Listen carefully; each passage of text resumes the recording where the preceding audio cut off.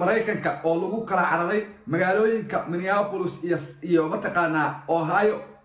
sixir ayaa socda maraykanka hawiye iyo daarood ayaa la isku sixrayaa gabdhihii dukaamada lahaa ganacsatada kulli waa la sixray dadkii maqaayadaha lahaa waa la sixray timajarayaashii waa la sixray baabuurta kuwii taraagyada lahaa oo ownariska ahaa kulli waa la qataaray waxyaabaha kale oo mucjisada ah ee maraykanka Minneapolis bismillahi raxmaani raxiim yarka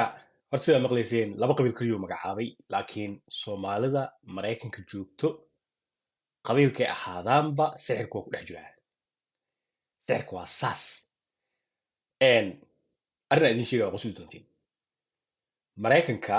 iyo dalka annaga aa ka nimid ee soomaaliya sixirka wuxuu ku badan yahay maraykanka sababtana waa idiin sheegaya soomaaliya qofka sixirooga ah wuu dhuntaa oo wuu isqariyaa soomaa haddii la qabto deriskaaba dilaya macnaha dad badan oo saas loo qabto aragteen kan waa sixiroow silsilada lagu xiray kawaa laga siiyey soomaaliya ka dhacday maraykanka qofka sixirooga ah wuxuu leeyahay xuquuq dhagaha fura qofka sixiroo haddaad sixiroo tahay sixiroolaha haddaad tahay xuquuqaad leedahay sharci waxaa jira dalka maraykanka la dhaqan geliyey waa hore waagu ingiriiska haysan jiray new england dalka maraykanka qayb ka mida markuu ingiriiska haystay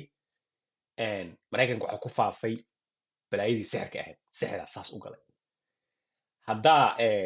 haddaa booqatid magaalo yar oo loo yaqaano salem oo ku taala massachusetts gobolka massachusetts magaaladaas haddaa booqatid magaaladaasoo dhan hadda ka hor sixiraa loo guuri wada sixiroolayaal waa la isa sixray dadaa istaaga ka dhacay dadaa beerka dadaa wadnihii istaagda ma fahmino marka hadda iyaga waxay sameeyeen waagii sixiroolayaasha kawaa laga siin jiray magaaladaas yar ee salem kow maalin walba qoortaa xirig loo suraa waa dilaa dalka maraykanka taasaa ka jiri jirtay bas sixiroolayaashii waa la baabi'iyey waagaas ebraa laga dhigay dadka isku soo haray qoysaskii dadka sixiroolayaashaas ay kasoo jeedeen waa loo dhaqan celiyey markii muddo laga soo wareegay qoysaskii sixiroolayaashaas sheeka waxay bilaabeen inay doodaan ee dhahaan sixirka xuquuquu leeyahay adi almuhim warkaada idinsoo koobo dalka maraykanka maanta qofka isticmaalo wax loo yaqaano sixirka ama black magic wax loo yaqaano ama sorcery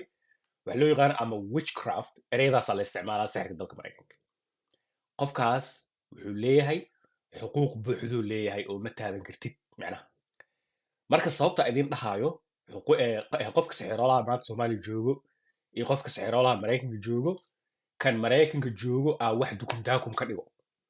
soomaaliyay waa aragteen waana maqasheen soomaali aad u fara badan qaarkood caan ay yihiin dalka maraykanka soo galay tiktok fadhiyo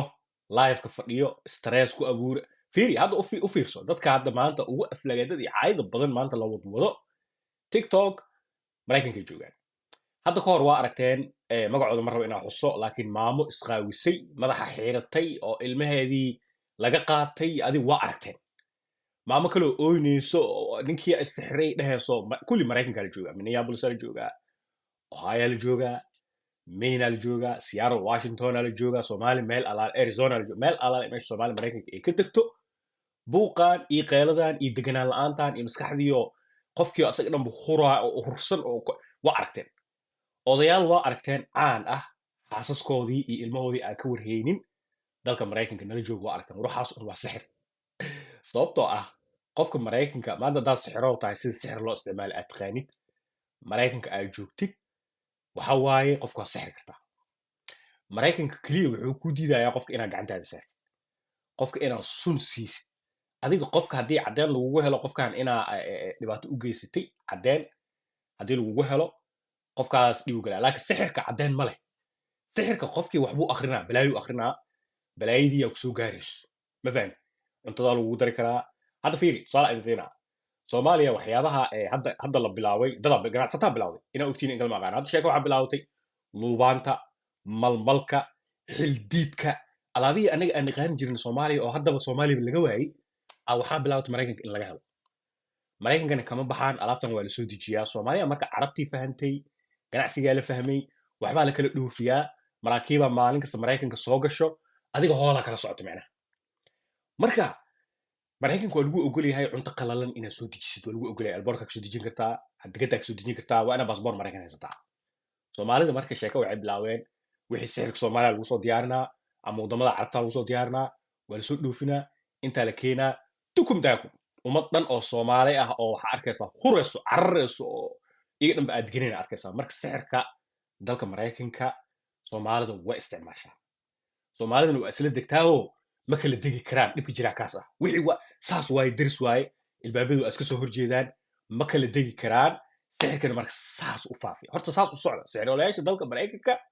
xuquuqay leeyihiin laakiin kuwa annaga soomaaliya jooga xuquuq malaha kuwaas marka way cabsadaan ma isa soo bandhigaan kuwan maadaama xuquuq la siiyey ummaddii ay eber ka dhigeen saas u ogaada khayaaray